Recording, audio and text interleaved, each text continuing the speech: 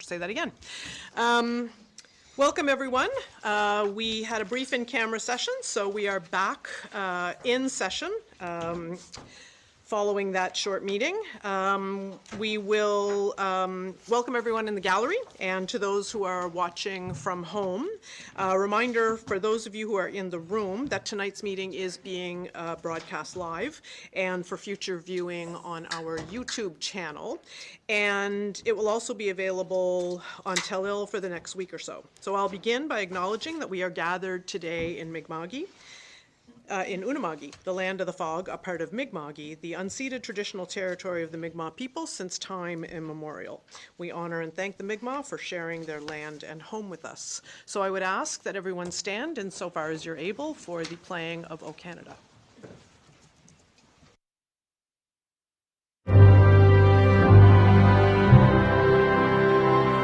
O Canada, our home and native land, true patriot love in all of us command. Car ton bras s'est porté l'épée, il s'est porté la croix. Ton histoire est une épopée.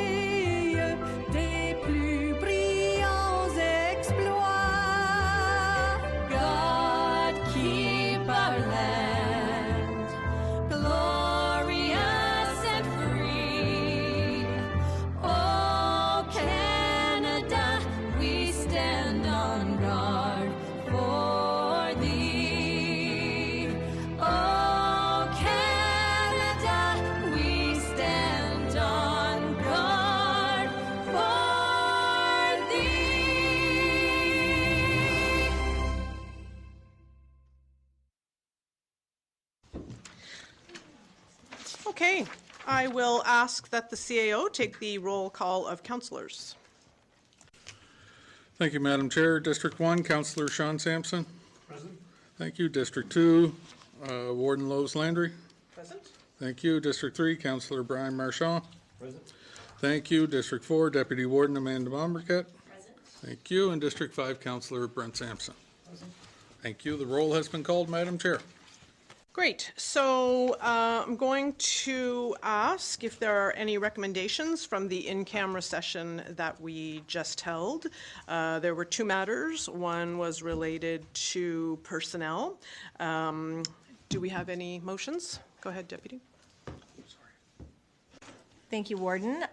So I will make a first motion with great pleasure. I will move that Council approve the appointments of Trina Hall and Jessica Sampson to the Inclusive, Diverse, Equitable, and Accessible IDEA Committee. Is it Sampson or Madden. Is it Madden? It's Madden. I think it's Madden. It went. Sorry. The email. Which is her maiden name, when you know people for too long. That's right, exactly. I think Yes. she goes by Madden. Yes, Yes. Jessica Madden. Sorry, thank you. Okay, do I have a seconder? Seconded by Councillor Brent Sampson. Any discussion on that? Hearing none, all those in favor signify by saying aye. Aye. Those opposed? Motion carries. And the second item on our in-camera agenda was contract negotiations. Are there any motions to bring forward on that matter? Go ahead, Deputy. Okay, I will move that Council approve that Municipality of the County of Richmond enter into a community benefits agreement for the Community Vibrancy Fund with Everwind Fuels as discussed in camera. There's a motion on the floor. Do we have a seconder? Seconded by Councillor Marchand. Any discussion on that? Hearing none, all those in favor say aye. Aye. Those opposed? That motion carries. So we have next on the agenda, item 7 is items added to the agenda and I believe circulated for your information pursuant to our council procedural policy is the item added to the agenda form. Just for folks who are curious about procedures, we have a procedure that after the agenda circulates to councillors that we make councillors and staff go through a couple of hoops in order to add items to the agenda so that we know all councillors have time to get up to snuff on that. We received a bit of information from Destination Cape Breton in the form of a staff briefing note, and so the item added to the agenda form with the information note is circulated. So I'm asking for a motion to approve the agenda with the late addition, which would look like this: moved that the agenda be adopted with the late addition of the Destination Cape Breton briefing note to be included as correspondence action required. Moved by Councillor Brent Sampson, and just a note, this requires unanimous consent. Seconded by Councillor Sean Sampson. Any discussion on that? Hearing none, all those in favor say aye. Aye. Those opposed? Motion carries. So because that is unanimously approved, we will add it under the second item of correspondence action required. So moving on, we have two sets of minutes to approve. The first was on the public meeting, which was held on January 27th, 2026. For those following along at home, it's on pages 4 and 5 of your package. So if you have any... Right. So Councillor Brent Sampson is declaring a conflict. He declared a conflict in the first reading. He declared a conflict all the times. And so he's going to leave while we even vote on the minutes. He's so good at the conflict stuff. So can I have a motion, unless there are errors or omissions, can I have a motion to adopt the minutes of the public hearing on January 27th? Moved by Councillor Marchand. Can I have a seconder? Seconded by Councillor Sean Sampson. All those in favor say aye. Aye. Those opposed? Motion carries. Give him a little, there he is, okay. Okay, the next set of minutes is the regular meeting held on January 27th, 2026. For those who follow along, that's pages 6 to 12 of your package. Are there any errors or omissions we need to clear up? If none, I would entertain a motion to adopt.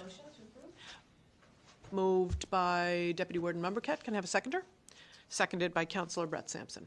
Any discussion on that? Hearing none, all those in favor say aye. Aye. Those opposed?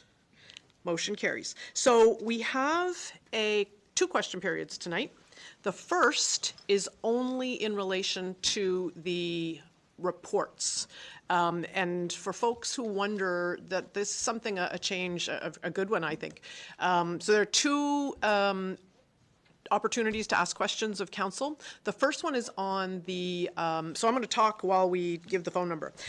So if you're watching from home, it is 902-226-9885. There's a slight delay, so we listen. This is restricted to items on the committee reports. And the rationale for that is that if folks have questions before we vote on those reports, but there is another question period a little later on. Okay, so hearing none. The next item are the committee reports. So we have 4. First is Committee of the Whole. I'll turn it over to Deputy Warden Mumbercat for Committee of the Whole report for February of 2026. Thank you, Warden. So Committee of the Whole report for February 2026. The committee met on February 10th, 2026.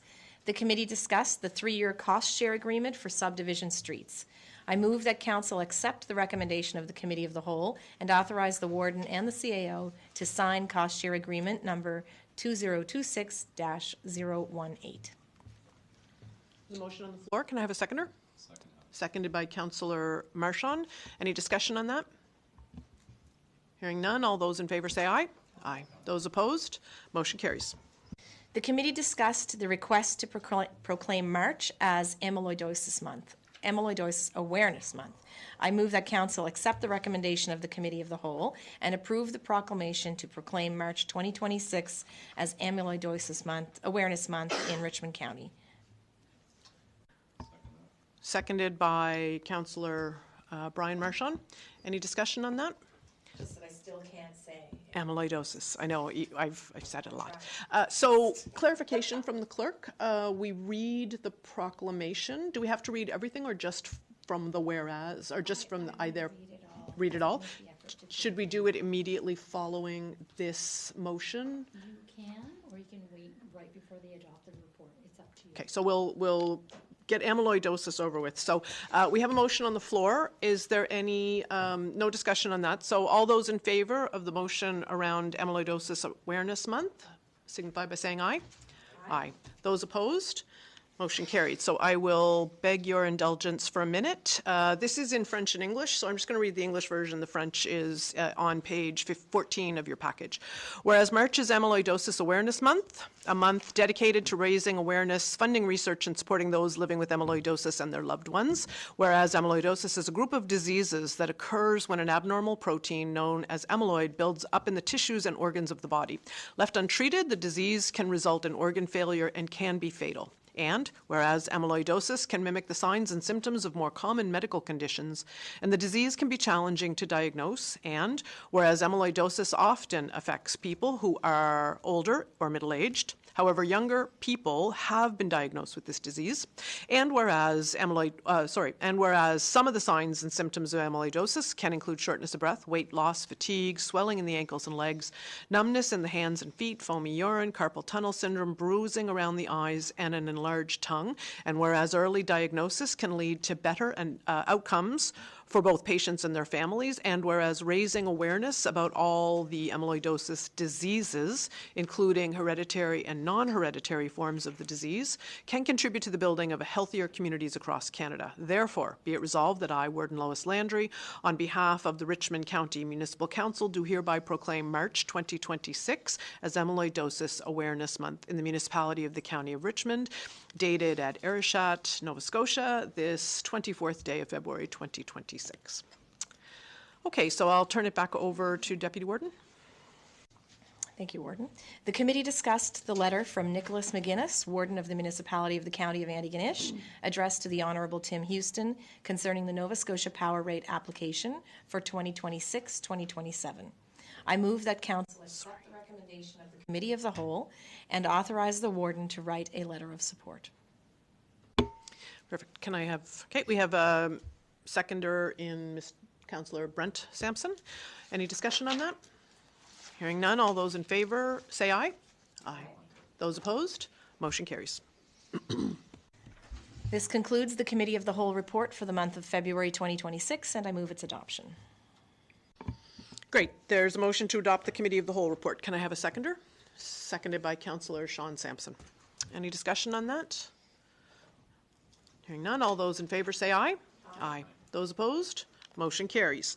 Next up is our Planning Advisory Heritage Committee report for February of 2026. Councillor Brent Sampson chairs this committee, so I'll ask him to deliver this report. Thank you, Warden. Planning Advisory Heritage Committee report, February 2026. The committee met on February 3rd, 2026. The committee discussed the subdivision and minimum lot size standards for unserviced lots. I move that Council accept the recommendation of the Planning Advisory Heritage Committee and have the Warden write a letter to the Nova Scotia Department of Environment and Climate Change requesting a review of provincial minimum lot size standards and on-site septic disposal system regulations to allow smaller lots based on newer technology. Okay, there's a motion on the floor. Can I have a seconder? Seconded by Councillor Brian Marchand. Any discussion on that? Hearing none. All those in favor say aye. Aye. Those opposed? Motion carries. The committee discussed the Municipality County of Richmond dangerous and unsightly premises bylaw and policy. I move that Council accept the recommendation of the Planning Advisory Heritage Committee and refer the dangerous and unsightly premises bylaw number 28, and the dangerous and unsightly premises policy to the Bylaw Policy Committee. Moved by Councillor Brent Sampson. Seconded by Councillor Brian Marchand. Any discussion on that? Hearing none. All those in favor say aye. Aye. Those opposed? Motion carries. This concludes the monthly report of the Planning Advisory Heritage Committee for the month of February 2026, and I move its adoption. Okay, there's a motion to adopt with seconded by Deputy Warden Mumbercat. All those in favor, say aye. Aye. Those opposed?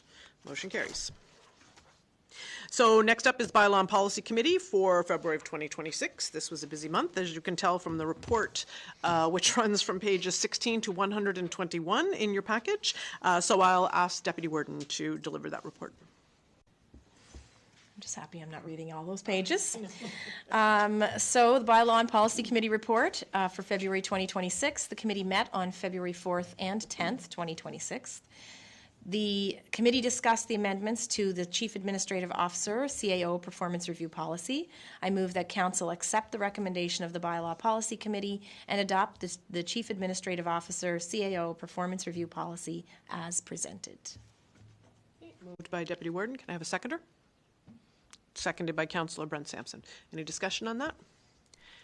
Hearing none. All those in favor say aye. Aye. Those opposed? Motion carried. The committee discussed the advertising and sponsorship policy. I move that Council accept the recommendation of the Bylaw Policy Committee and adopt the advertising and sponsorship policy as presented. Moved by Deputy Warden. Can I have a seconder? Seconded by Councillor Sean Sampson. Any discussion on that? Hearing none. All those in favor say aye. Aye. Those opposed? Motion carries. The committee discussed the travel and expense policy. I move that Council accept the recommendation of the Bylaw Policy Committee and adopt the travel and expense policy as amended. Okay, we have a mover. Can I have a seconder? Seconded by Councillor Sean Sampson. Any discussion on that? Hearing none. All those in favor signify by saying aye. Aye. Those opposed? Motion carries. The committee discussed the Strategic Communications Plan. I move that Council accept the recommendation of the Bylaw Policy Committee and adopt the Strategic Communications Plan as amended. Can I have a seconder on that Strategic Communications Plan? Seconded by Councillor Brent Sampson. Any discussion on that? Some good information in there, adding our Voyant Alert and to the strategic plan. So any folks who haven't had a chance to sign up for Voyant Alert, it is a great opportunity for folks to get timely information. And also pleased to say that there is information now on elections and how communications happen with elections. So hearing no other discussion, all those in favor signify by saying aye. Aye. Those opposed? Motion carries. This concludes the monthly report of the Bylaw Policy Committee for February 2026, and I move its adoption. Thank you, Deputy. There's a motion to adopt. Do I have a seconder? Did I hear? Seconded by Councillor Sean Sampson. All those in favor signify by saying aye. Aye. Those opposed? Motion carries. Our last committee report is the Inclusive, Diverse, Equitable, Accessible IDEA Advisory Committee Report for February of 2026. Deputy Warden Mumbercat chairs this committee, so over to you, Deputy. Thank you, Warden. So this is the IDEA Advisory Committee report for February 2026. The committee met on February 5th, 2026. The committee discussed a proclamation for International Day for the Elimination of Racial Discrimination. I move that the Council accept the recommendation of the Inclusive, Diverse, Equitable, Accessible Advisory Committee and proclaim March 21st, 2026 as the International Day for the Elimination of Racial Discrimination. Okay, we have a motion on the floor, seconded by Councillor Marchand. Any discussion on that? Hearing none, all those in favor say aye. Aye. Those opposed? Motion carries, and I'll ask you to just take a break while I read the proclamation. So, International Day for the Elimination of Racial Discrimination Proclamation. Whereas in 1966, the United Nations declared March 21st as the International Day for the Elimination of Racial Discrimination to commemorate the peaceful anti-apartheid demonstration in Sharpeville, South Africa in 1960, where dozens of protesters were killed and many more were injured while opposing discriminatory past laws that enforced racial segregation. And whereas this day is solemnly observed worldwide as both a remembrance and a call to action, reminding us that racial discrimination, systemic racism, injustice, and hate continue to affect individuals and communities locally and globally, limiting people's ability to participate safely and equitably in society. And whereas racism and discrimination threaten human rights and create barriers to equal access to employment, healthcare, housing, education, and other essential community services, while undermining equity, inclusion, and social justice within our communities.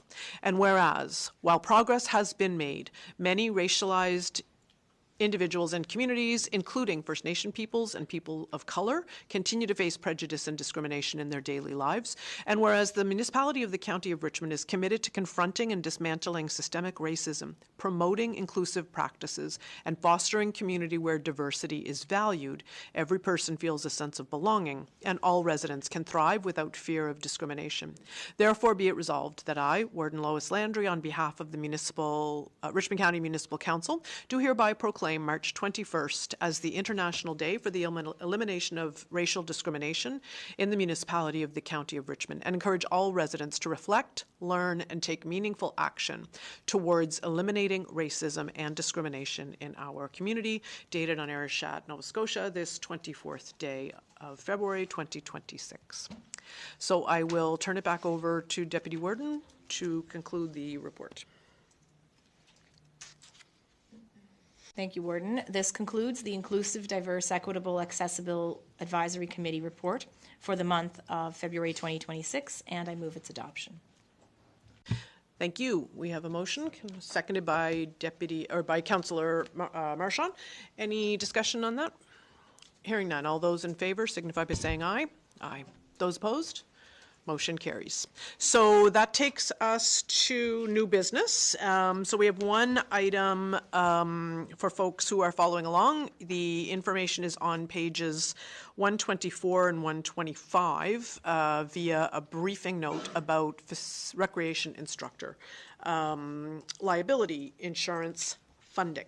So there is a bit of background here. We had for the first time, I believe, in last year's budget, by last year I mean 25-26, where we had a budget item line to allow us to cover the expenses incurred by our recreation instructors to cover their insurance. So as third-party providers, they are encouraged and actually required to have insurance, but we don't want that to be a deterrent in terms of getting instructors. So we had a fund, which was honestly a bit of guesswork because, as you can imagine, yoga for seniors is a different kind of insurance than children playing guitar. So we weren't entirely sure what those premiums would be for different instructors. So perhaps I'll turn it over to the CAO to walk us through the request. I am hoping to get a little bit of information on how much was budgeted, and I think what we did was we gave $250 to everybody right off the top to make sure we covered at least that much of everybody. And then when we found out how much money was left, we were going to prorate. So just looking for some information on that. Thank you, Warden. Clayton's quick on the draw there. I'm going to pass it over to our Director of Recreation to walk you through this. But yeah, the 250 was done, and then we need the motion to do the top-up as well. And then we'll have some discussions for this year's budget as well, and the timing on that, and why she's looking for a budget or a commitment from council tonight to continue this. All right. Thank you. So $10,000 was allocated.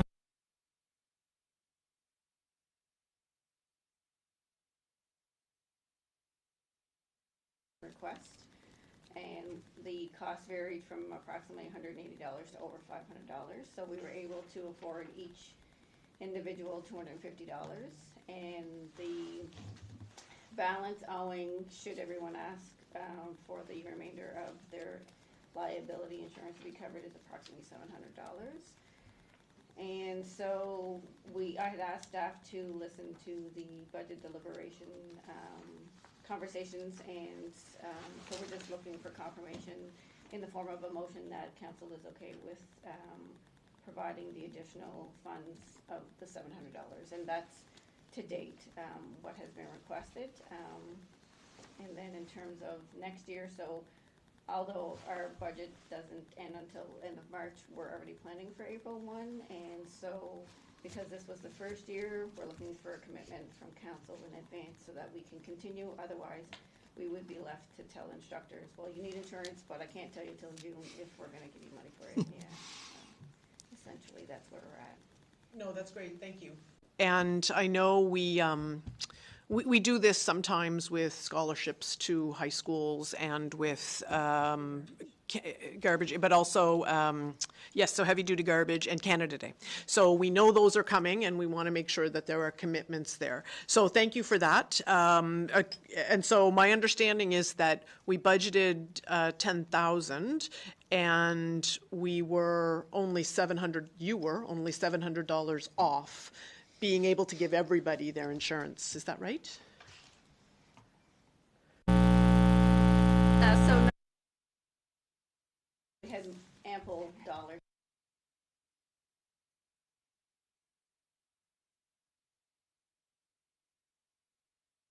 Allocated the $10,000.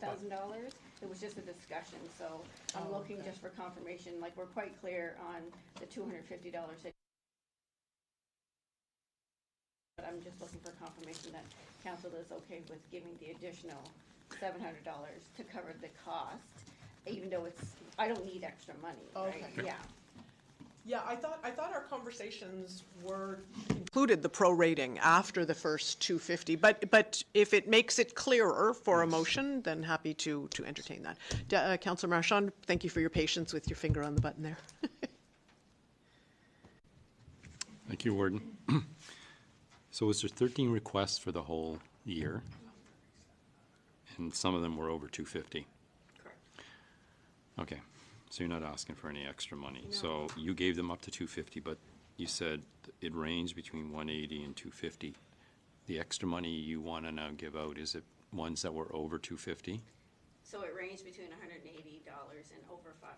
Over per 500, Yeah. okay, So so- everybody got at least $250. Yeah. So of course, those that were less than 250 got all of their insurance Okay. covered. And then it was communicated to the instructors that they could come back before the end of our fiscal Yeah. to cover the rest if there was money available, which we have money available Yeah, in our okay. existing budget, yeah. Okay, so were any of the rates that participants were charged, was it inclusive of this extra insurance? The instructors knew they were getting 250. They never had insurance before, did they? This is a Some new did, cost? Some did? Yeah. Okay, so have the rates changed at all? Rates have stayed the same, We're covering the cost of the insurance, yeah. but we weren't covering it over the 250. So did people Correct. have to pay So more with the there- instructors knowing? For the ones that didn't get it and were forced to get it, it changes their whole program for them financially. Yeah, so we did communicate that we would cover up to 250, and the options are they could wait to see if we had monies remaining. They could charge extra and put it on the users, or they could eat it up. And Okay, so yeah. that's- Yeah. That's my question. Do you think that some of those people, the ones that were at No. 500, they didn't put it in the rates? No, they did not. Okay, Nobody because I was just wondering if they Yeah, no. had gotten it. Okay. I'm fine with, if there's no more discussion, make. Any, okay. So what, the suggested motion, just so we're clear, is that council accept the recommendation of the Director of Community Development and Recreation to authorize the allocation of additional funding, but it isn't funding because it's budgeted. So authorize the allocation of funding to offset the cost of facilitator liability on a, How it's written is okay, because it says within the budget. okay. It's in this year's budget. Okay. But we wouldn't be on a prorated basis. We're covering all of their expenses, right? Well, because we have enough to cover. Yes, right. So it's not actually prorated. It would Yeah. be prorated, yeah. Okay. Provided the total request does not exceed the funds budgeted, and that council approve $10,000 for the next fiscal year to offset that insurance rate. So I think to the point was made, we want to be able to say to instructors, yes, go ahead, starting for our April 1st. Okay. So is that the motion you're making? Yeah, I'll make that motion, but I guess at budget time, we need to have discussions and some information. I don't really want to commit to 10,000. Maybe it'll be more, maybe it'll be less. Once in budget deliberation, we'll get some information as to how many instructors this year as opposed to the years before, because maybe we'll have more next year that people know this is covered. So, yeah, I don't really want to commit to that number, but it is there in the amount. I don't know that they would know the whole year, though, right? 'Cause some of the programming's winter and so on and that, so they wouldn't necessarily know. During discussions, budget she'll have some numbers for us as to how many instructors were there, and maybe we need more than 10,000, maybe we need less. I don't know how much less it was. What I'm hearing is that, We will commit to the program. so we'll commit to the $250. Like, we need whatever motion you make to reflect what you want it to be. So if this is not captured. Okay, all I'll say is, instead of putting the number there, that yes, we are committed to approving an amount for the fiscal year to cover.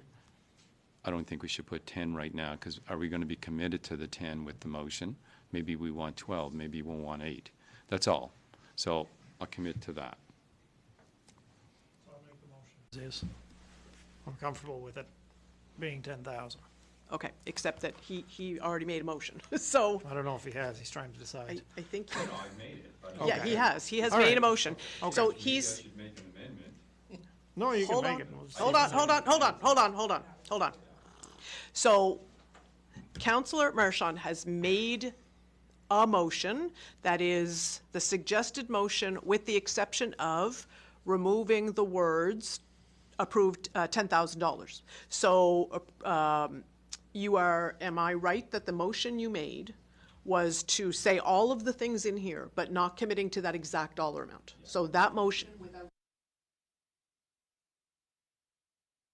So that's the motion on the floor. Can I have a seconder for that motion? Hearing none, that motion fails. Is there any other motion anybody would like to make? Go ahead. Council accept the recommendation of the Director of Community Development and Recreation and authorize the allocation of additional funding within the existing 2025-2026 departmental budget to further offset the cost of instructor and facilitator liability insurance. And I'm going to leave out the prorated basis because we, in this case, okay. Provided that the total amount of request does not exceed the funds budgeted in the 2025-2026 fiscal year, and further move that council approves $10,000 for the 2026-2027 fiscal year to offset instructor facilitator liability insurance costs at a rate of $250 per instructor, with the option to allocate further funding at the end of the fiscal year should the budget allow. So that's the motion, which is the suggested motion minus the words prorated basis. Can I have a seconder for that motion? Seconded by Deputy Warden Member Kett. Any discussion on that? Hearing none. All those in favor say aye. Aye. Those opposed? Motion carries. Next issue is the correspondence. So we have one item action required, plus we will then add the added agenda item here. So the first item is, if you folks, anybody's following along, page 126 of the package, is a letter from Laura Emery, CEO of Eastern County Regional Library, for a request for the $20,000 in funding allocation to be reallocated to the project in the municipal budget for 26-27. So she's given some information there about why her request makes sense. So I will make a motion that we reallocate the $20,000 from the 2025-26 budget into the 26-27 budget for the ECRL move in St. Peters. Great. Seconder to that, seconded by Councillor Brent Sampson. Any discussion on that? Go ahead, Councillor Marchand. Is this the money that we just give them annually? This was special money from 3 years ago. Oh, this is from a while back. Okay, and it was for that hub project. Okay, and they're just worried they can't spend it because of the delays in this time. Okay, yeah, I just assumed it was the money that we send them. Okay, thanks. Okay, great. So hearing no further discussion on that, all those in favor signify by saying aye. Aye. Those opposed? That motion carries. So the next agenda item is the email and staff briefing note we received from Destination Cape Breton regarding the closure of the Port Hastings Visitor Information Session. Can I ask the... I'm sorry? The motion was actually under correspondence. Action, yeah. That was the motion that we made at the beginning, was to add it under this section. Yep. I think it's potato, potato. So, the clerk, could I ask a question? The information that came to us, is this available to the public? Like, It- the following day, we'll upload that. Right, okay, so just for clarification's folk, because of a procedural policy, we needed to have this item added to the agenda with unanimous consent in order for us to put it on the agenda. And so the information that we received late last week is not available on the online package for that reason, but it will be uploaded tomorrow. So because folks have not had the benefit of this, but councillors have. So I will ask, so I just will sort of summarize it. We got an email, mayors, wardens, and chiefs from Terry Smith, who is the Chief Executive Officer of Destination Cape Breton. Please see the attached briefing note from Destination Cape Breton regarding the provincial government's announced closure of the Port Hawkesbury Visitor Information Session. We would greatly appreciate you bringing this issue to your respective councils at your next meeting for discussion and a possible response. So the package includes a bit of a staff briefing note that includes purpose,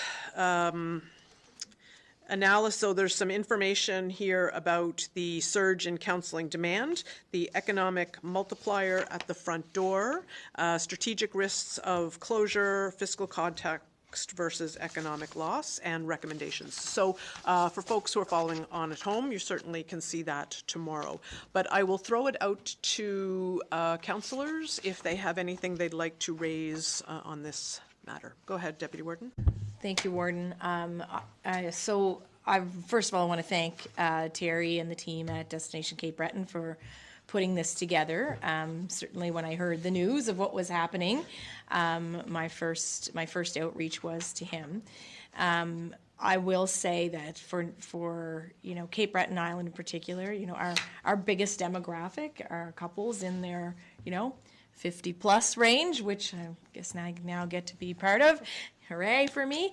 And they are certainly using VICs. And I know that at one point the Port Hastings VIC was leading the pack in Nova Scotia in terms of actually getting bookings done on site.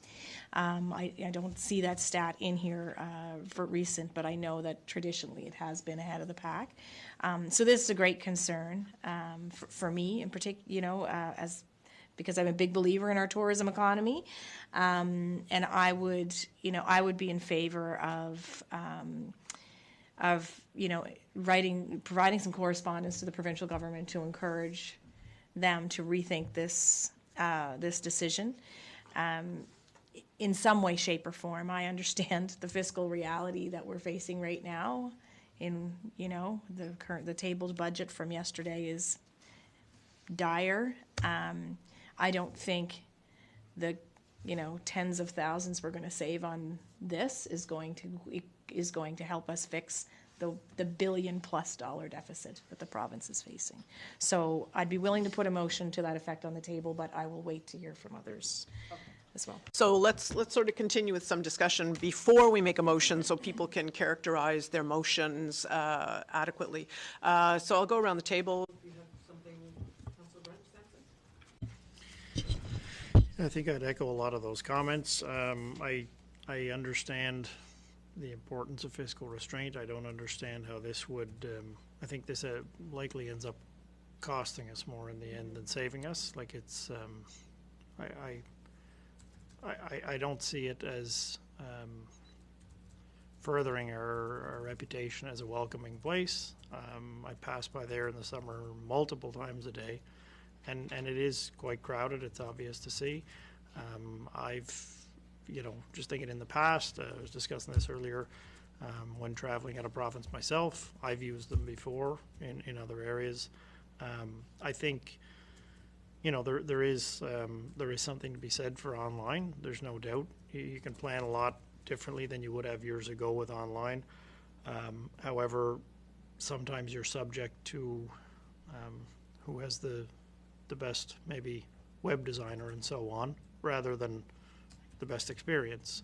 I think there's a lot to be said for one-on-one conversations with somebody that can explain stuff to you that, here's some pitfalls to watch out for, here's things you may not have heard of, but you know what, you're really going to want to check this out, because oftentimes somebody comes back from a trip, it's not necessarily the thing they expected that might end up being the greatest part of their trip. It's the thing they didn't anticipate that somebody suggested to them.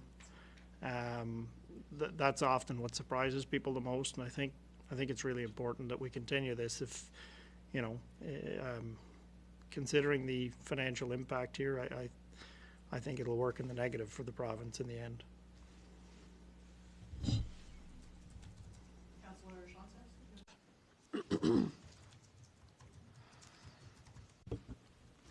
Yeah, thank you, Warden. So just want to warn you guys, if you see my red light go off, it's because Clayton is cutting me off because I'm going to be long-winded in this situation. Yeah, that's right. Eh? But honestly, though, when I'm passionate about something, you know what I mean? Like, so if this is long-winded, I apologize. But for me, during the last few days, you've seen one of our provincial MLAs talk about the removal of the tolls in Halifax. And I couldn't agree more with him. For me, I didn't jump up and down when I seen this situation occur. I'm like, where's that revenue going to be, replaced with? How are you going to replace that revenue, right? And for me, like, when it comes to these tolls, I've been in the sales industry for 30 years now, and my sales were highly dependent on the tourism industry. And over my 30 years, I've traveled the Maritime Provinces, all of Nova Scotia, New Brunswick, PEI. So I've traveled the two-lane highway in Barney's River. I've traveled the two-lane highway in Salt Springs and in Mount Tom. The two-lane highway in Memramcook, New Brunswick. And I've seen all these highways being built, divided highways. And I've paid my share of tolls. And I have no problems paying tolls. So when this Halifax situation was announced, I said to myself, for someone that goes to Halifax, once every 2 months, is the $10 I'm paying to go back and forth over these bridges every 2 months or 3 months really going to save me money? No, not even close. But when it comes to the revenue of these tolls, is it going to help our $1.2 billion deficit that was just announced? Not even close. But will it help maintain and fund our visitor information centers and our tourist bureaus? I have no doubt it would. For me, when it comes to these tolls, again, I've had no problems ever paying them. And I'm not suggesting that we put back the tolls on the taxpayers of the Halifax Regional Municipality. They're saving some dollars there, and good on them. But for me, as an outsider, going to visit Halifax, I would have no problems paying tolls to fund these visitor information centers. The prime example is the Coppercut Pass. When you get to the Coppercut Pass nowadays between Amherst and Truro, if you have a Nova Scotia license plate, when you get near that toll, the bar raises. You pass. You go through without paying your $4. But if you're from New Brunswick, or you're from PEI, or you're from Ontario, or you're from Quebec, you're going to pay the $4, which is okay, in my opinion.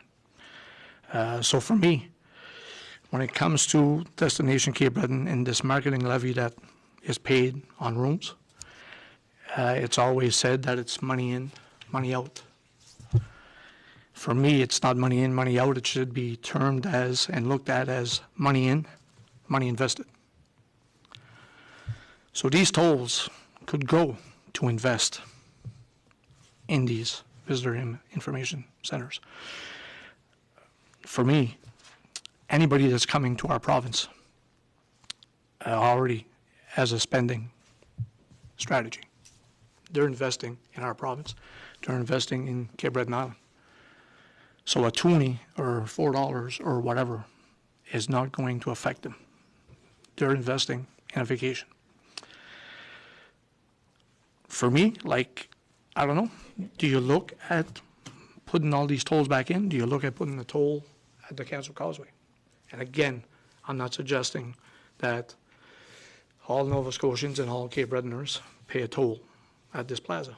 But if you're coming on vacation to Cape Breton and you hit a toll plaza at the Causeway and your license plate is from Ontario, Quebec, PI, New Brunswick, British Columbia, wherever, you're going to pay a $2 or $3 toll to get across that causeway, and the money in is going to be money invested a kilometer away from that toll,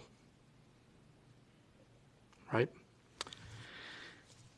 Again, for me, like, I'm at a loss for words. I'm at a loss for words. My understanding is that my understanding is that they're keeping the Tourist Information Bureau in Amherst open because it's the entrance to Nova Scotia. Good on you. Good on you. It's the entrance to Nova Scotia. So I would like an explanation on how you keep that one open, because it's the entrance to Nova Scotia, but you don't keep the one in Port Hastings open when it's the entrance to one of the #1 rated islands in North America. I would love an explanation for that. Love one. So Mr. Terry Smith is asking for a pause on this whole situation. For me, I'm not looking for a pause. I'm looking for a reversal of this situation. Thank you. Thank you, Councillor. Do you have anything to say? Well, I guess in reference to the tolls in Halifax, it definitely speeds up traffic, but election promises that were made that they had to keep, and they kept them. Obviously, the powers to be are making decisions on information given to them, and maybe that information isn't correct. From my understanding, they asked for a 10% reduction in a lot of departments, and maybe this is what was suggested higher up. So who do we go after to make the change? I don't know, but in support of some form of giving the warden the ability to write a letter, show our support for trying to maintain this open, but who's to say they're not just downloading this on the municipalities? You know, if we're all in favor that we want this going, well, maybe Port Hawkesbury and Richmond and Inverness will chuck in a little bit of money for $144,000 to $190,000 to keep it open, and maybe that's the plan here. But as everyone says, this is not a big savings. Nonetheless, we've closed the Walter Fugere School for an elevator or a couple of dollars. So, you know, people make decisions, and maybe the information they had was different than what we have right now. I'd like to see the information they utilized to make this decision, though. That's what I'd like to see moving forward. But I'm in support of any motion that's put forward to show our support in trying to maintain this staying open. Great, thank you. So I will say I would like to offer a bit of a shout out and to thank some folks who have been advocating for this on a fairly public platform. So a couple things. Shauna Austin from Clarestone Next Door was quoted in All Nova. She was interviewed and quoted in All Nova Scotia this morning. She talked about the importance of that human connection and how websites will send you to the big places, but it's the human connection that will send you to the hidden gems. MLA Kendra Coombs today in question period spoke at length about the economic impact of the savings versus what you are potentially going to lose. So the dollars that you're saving and the dollars that you stop generating because of this closure. And a shout out to Penny Steele, who was a teacher at Richmond Academy for a while, lived in Loosedale, but has since become a tourism operator in Victoria County. She spoke with CBC about how important the human connection is across Cape Breton, because it is a little bit ironic to talk about moving to sell online driven tourist information when there are several people in several places that cannot access the internet from their phones across many, many places in Richmond County, in all of Cape Breton. So you know, Penny talks about being a tourism operator in Victoria County and having to have paper maps that she gives to people with X's on them so she can tell them where to go next because there is no cell service. So you know, I was taken by the word pause, as Councillor Sampson said, because, you know, until we have adequate cell service, the idea that we are moving to online and web-driven information seems to be extremely premature, considering how many people can't access that. So certainly, you know, I think we're all watching budget deliberations, and we're seeing the province grapple with some significant changes. But the question is whether this council wants to follow any of the recommendations or take an opportunity to follow the recommendations. And so I do just want us to think that through a little bit as we make a decision about what this motion from us might be. So we frequently write letters in support of or in opposition to decisions from the province. But I will say that the recommendations from this report are threefold. Number one, to request that the province pause on the closure of the Port Hastings visitor information. There is a recommendation here that we consider collaborative funding. So if a pause is not possible, explore co-management or co-funding between the province, DCB, municipalities, and Mi'kmaq communities to maintain this essential front door service. That's to Councillor Marchand's point. And also to emphasize the critical value of human interaction, and that these online AI-driven trip planning tools should be viewed as supplements to rather than replacements for high conversation human touch points. And so with that in mind, open to additional conversation, but would like to maybe hone in on a motion. Go ahead. Okay, thank you, Warden. And I think also the lack of consultation with the people and communities that are most affected is part of what's driving the wording behind my motion. So I would like to move that council authorize the warden to write a letter to the provincial government urging them to reverse their decision to close VICs at key points of entry to the province, including the gateway to Cape Breton Island and Port Hastings, and citing information on economic multipliers, reputation, and strategic risks as outlined in the memo from DCBA. I would further move to collaborate with other municipalities in advocating for a reversal and exploration of potential alternative models for service delivery. Okay, can I, before we move, I just want to ask for clarification before I ask for a seconder. Your motion speaks about asking for a reversal of all VICs. Is that your intention, that we are looking at all four? That is my intention. Okay, so that's the motion on the floor. So that would be, just for folks who haven't maybe been following that is the visitor information sessions. Sorry, Warden, but it was, sorry. I did say key ports of entry. So I don't know that Peggy's Cove would necessarily qualify in that. And I don't have any, I don't know the stats on that one. But I'm thinking the port of... The airport. Right. And Amherst to remain Yeah. full-time? Okay, so just so when we talk about reversing the visitor at points of entry, so this motion is about Yarmouth because that's where the ferry lands, airport because that's where people come in by air, the Amherst one has not closed but it has gone to part-time, and the Port Hastings office. So just so we're clear, so the motion includes a letter reversing those cuts, citing the information provided in the briefing note, and further moving collaboration. So there's a motion on the floor. Do we have a seconder? Seconded. I want to thank Deputy Warden for using the word reversal. Okay. So that is seconded by Councillor Sean Sampson. Is there any other discussion on that? Hearing none, all those in favor say aye. Aye. Those opposed? Motion carries. Okay, so that takes us to the rest of correspondence, which is information only. There are several letters there. So we wrote a letter in support of the Almadam Boat Club advancing phase 2 of its renewal project. We wrote a letter to Tellil regarding support for their efforts to secure funding for a wheelchair ramp at the back. There is a letter from the Senior Take Action Coalition to Barb Adams, Minister of Seniors and Long-Term Care, regarding a policy to establish guaranteed basic income. There is a letter and media release regarding funding advocacy for community libraries.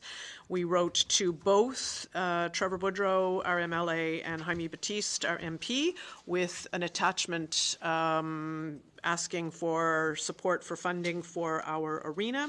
And there is a letter of support for River Roots in their application to Feed Nova Scotia. So happy to entertain any discussion on any of those matters of correspondence. Hearing none. The action items are on pages 147 to 153. If anyone has any concerns, questions, queries about that.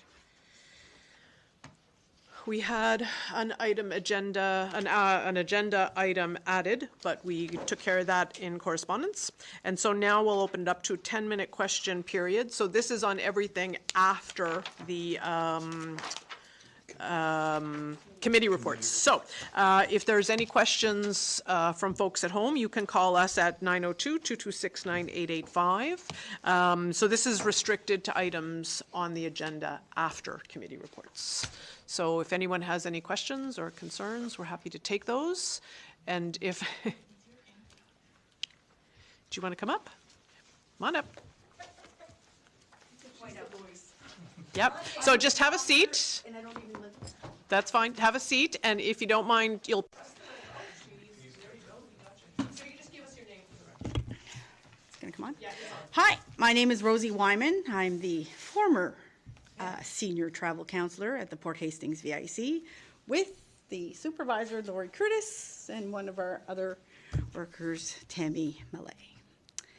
So we would like to say thank you for putting in your letter. It's always hard to explain to everybody exactly what we do at work. It's not just about giving information. It's about fixing all the things that happen when you travel. When your car breaks down, your camper breaks down, you get sick, your pets get sick, your kids get sick, you lost your luggage, or you're trying to find special items. We feel bad for the small venues, the small museums, all the smaller festivals that may not get the highlights if it all goes online. Because at the end of the day, it's whoever has the most money that pays Google to be at the top, right? That's what it comes down to. So if you have a small motel called the Clarestone, unless you're willing to pay a lot of money, you're not going to be at the top. And it's already hard enough because most people look for chain hotels. Chain hotels are in Sydney. The rest of the island, and almost right into Antigonish, there is no chain hotels. So people are stuck on that, and they don't realize just because it's not a chain hotel does not mean it's not a good hotel. There's some great small properties that deserves just as much business as everybody else. There's a million things that happen here over the summer that most people won't even look for because they don't know how to look. Just AI and Google is only as good as the information that goes in.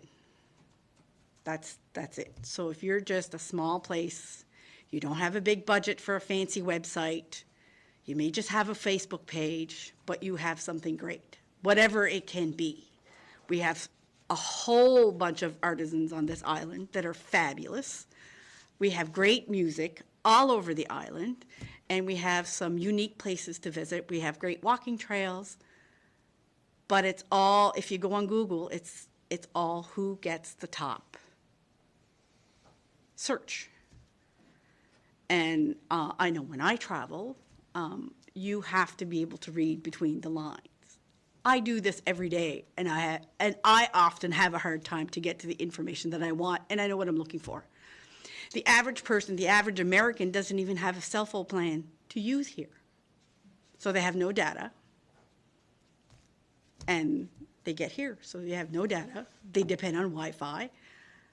What are they going to do, to get information? And then you're driving around the Cabot Trail. They don't realize that is not the place to be at midnight.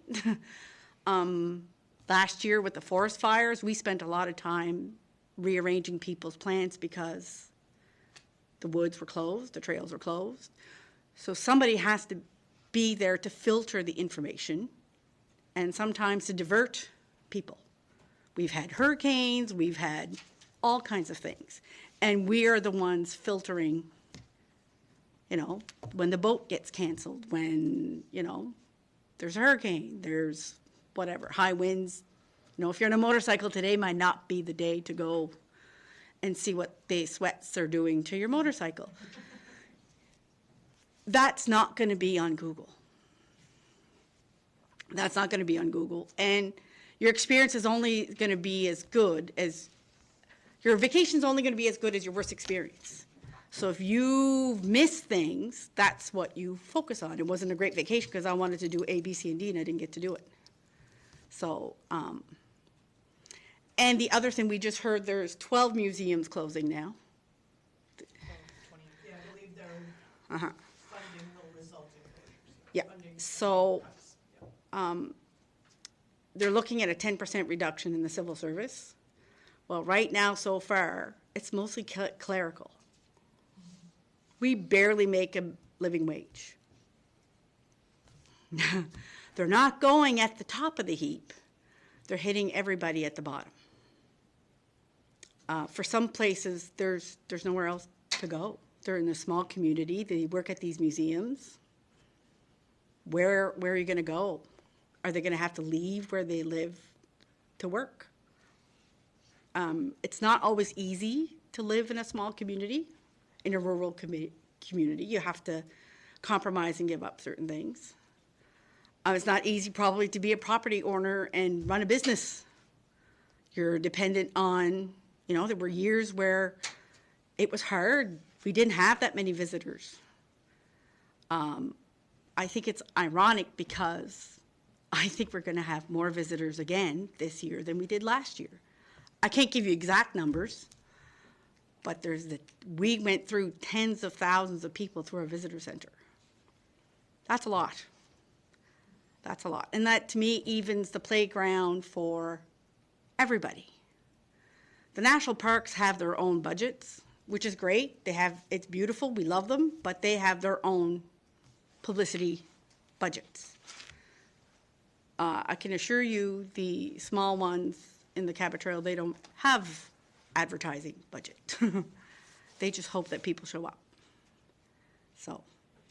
Thank you. This was question period, so I think what you meant to say was, did you know? Did you know? In front of all that. And my answer to your question is, gosh, no, I didn't know all that, which is why I took notes so that I could include it in the letter. So thank you very much. We appreciate you taking the time to let us know those things. Sure. Can she come back for a second? Councillor has a question. Yeah. Sure. Do you mind coming back? No. Can you, in some of the write-ups, I guess, in some of these cuts, they spoke of seasonal and full-time VICs. The VIC that you're speaking of, is there any full-time staff? So the numbers that are here of up to 194, that's the most that was saved. Which ones have full-time employees? Is it just the one in Amherst, or? No, yes. So the only one that was year-round was Amherst. And the airport. And the airport is now closed. And Amherst is going seasonal. So that means those people in Amherst that had full-time jobs are now automatically seasonal. No options. Yeah. So. And is their season going to start? Is it May? What does the season? We assume it's May. Yeah, May to October. Yeah. Yeah.